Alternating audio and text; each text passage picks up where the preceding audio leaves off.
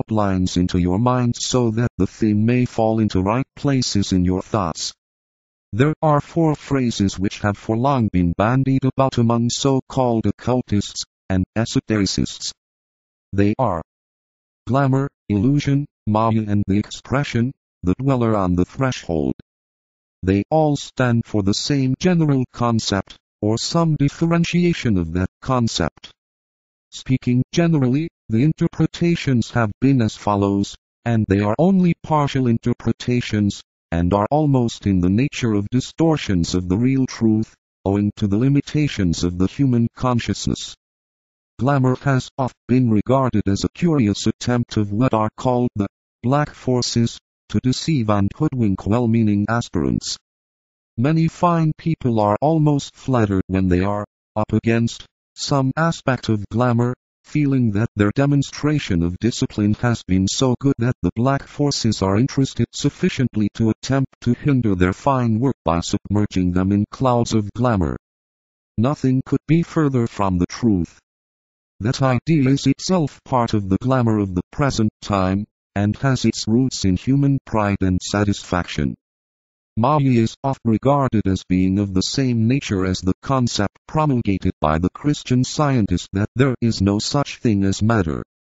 We are asked to regard the entire world phenomena as Maya, and to believe that its existence is simply an error of mortal mind, and a form of autosuggestion or self-hypnotism. Through this induced belief we force ourselves into a state of mind, which recognizes that the tangible and the objective are only figments of man's imaginative mind. This, in its turn, is likewise a travesty of reality. Illusion is regarded rather the same way, only, as we define it, we lay the emphasis upon the finiteness of man's mind. The world of phenomena is not denied, but we regard the mind as misinterpreting it and as refusing to see it as it is in reality. We consider this misinterpretation as constituting the great illusion. The dweller on the threshold is usually regarded as presenting the final test of man's courage, and as being in the nature of a gigantic thought form or factor which has to be dissipated prior to taking initiation. Just what this thought form is, few people know, but their definition includes the idea of a huge elemental form, which bars the way to the sacred portal, or the idea of a fabricated form, constructed sometimes by the disciple's master to test his sincerity. Some regard it as the sum total of a man's faults, his evil nature, which hinders his being recognized as fit to tread the path of holiness. None of these definitions, however, give a true idea of the reality. I would point out here that, generally speaking, these 4 expressions are 4 aspects of a universal condition that is the result of the activity in time and space of the human mind. The activity of minds. Ponder on this phrase, for it gives you a clue to the truth. The problem of illusion lies in the fact that it is a soul activity, and the result of the mind aspect of all the souls in manifestation. It is the soul which is submerged in the illusion, and the soul that fails to see with clarity until such time as it has learned to pour the light of the soul through into the mind and the brain. The problem of glamour is found when the mental illusion is intensified by desire. What the Theosophist calls commonness produces glamour. It is illusion on the astral plane. The problem of Maya is really the same as the above, plus the intense activity produced when both glamour and illusion are realized on etheric levels. It is that vital unthinking emotional mess, yes, brother of old, that is the word I seek to use, in which the majority of human beings seem always to live. The dweller on the threshold is illusion glamour Maya, as realized by the physical brain and recognized as that which must be overcome. It is the bewildering thought form with which the disciple is confronted, when he seeks to pierce through the accumulated glamour of the ages and find his true home in the place of light.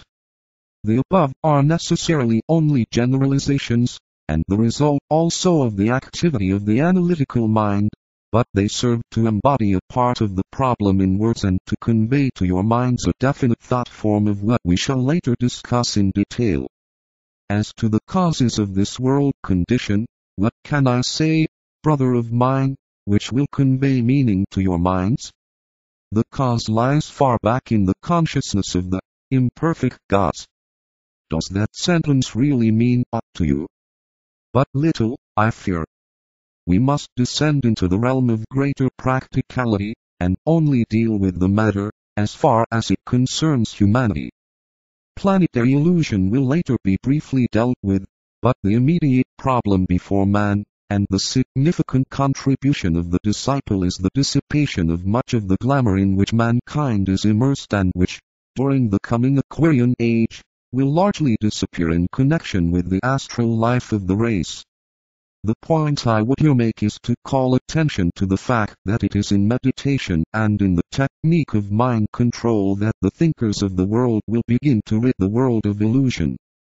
Hence the increasing interest in meditation as the weight of the world glamour is increasingly realized, and hence the vital necessity for right understanding of the way of mind control. Another point which should be noted is that in the crystallization of this material age comes the great opportunity to strike a deadly blow on the planetary dweller on the threshold.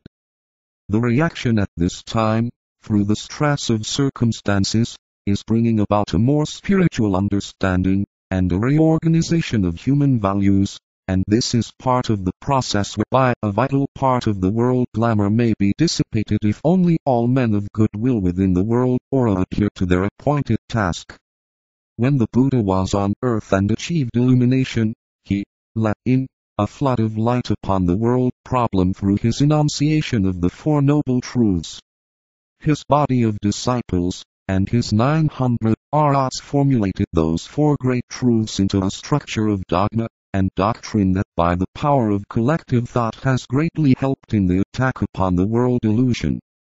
Today the Christ is carrying forward the same great task, and in the spiritual significance of his imminent coming, and in the language of symbolism, he and his 9,000 arhats will strike a second blow at the world glamour. It is for this that we prepare. Only the intuition can dispel illusion, and hence the need of training intuitives. Hence the service you can render to this general cause by offering yourselves for this training.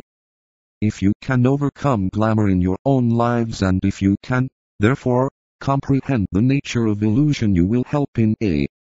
The destruction of the dweller on the threshold, b.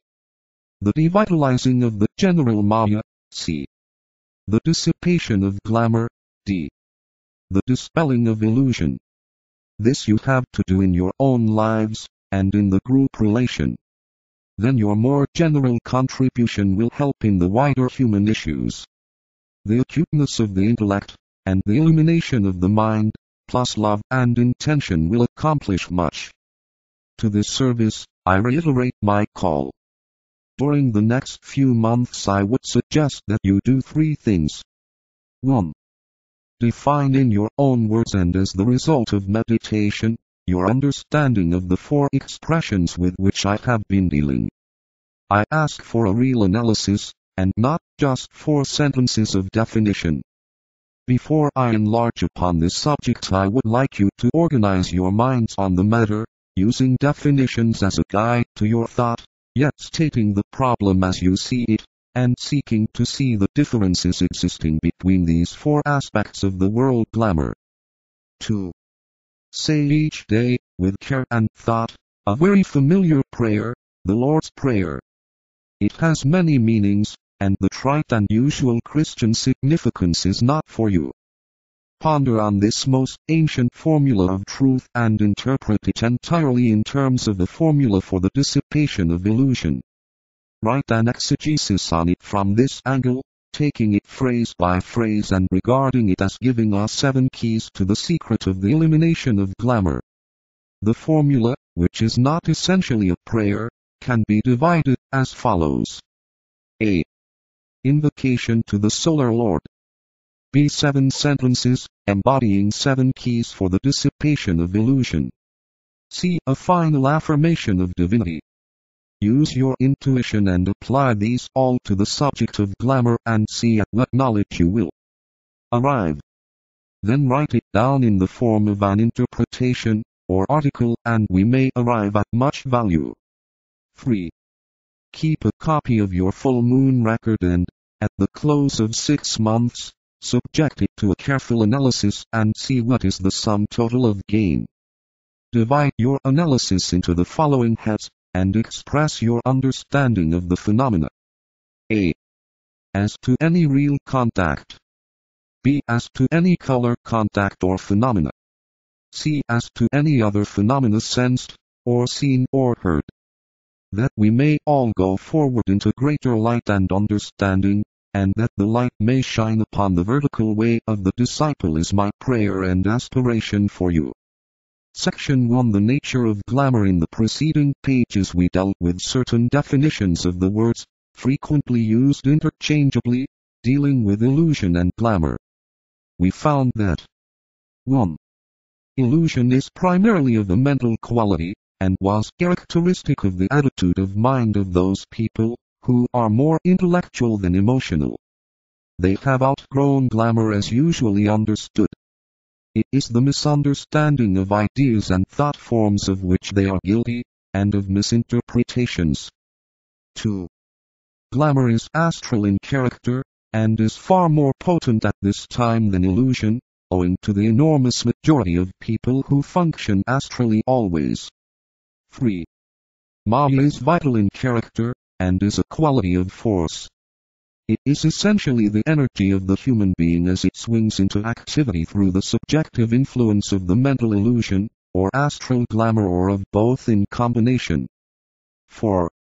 The dweller on the threshold, always present, swings however into activity only on the path of discipleship, when the aspirant becomes acutely aware of himself, of the conditions induced within him as a result of his interior illusion, his astral glamour and the maya surrounding his entire life.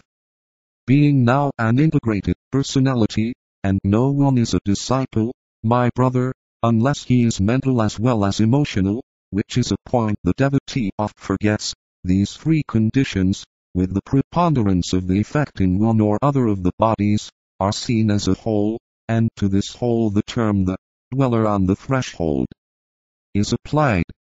It is in reality a vitalized thought form embodying mental force, astral force and vital energy. The problem, therefore, before all of you in this group is to learn first of all 1. To distinguish between these 3 inner illusory aspects. 2. To discover what conditions in the environment, or in the individual constitution induce these situations of difficulty. 3. To find out what methods are effective in inducing a cessation of the bewildering, deceiving conditions. It must be remembered also that these distorting conditions, found in all of you, are the medium whereby you are tuned in on the world glamour and illusion. The emphasis has been laid in esoteric teaching on the training and liberation of the individual aspirant.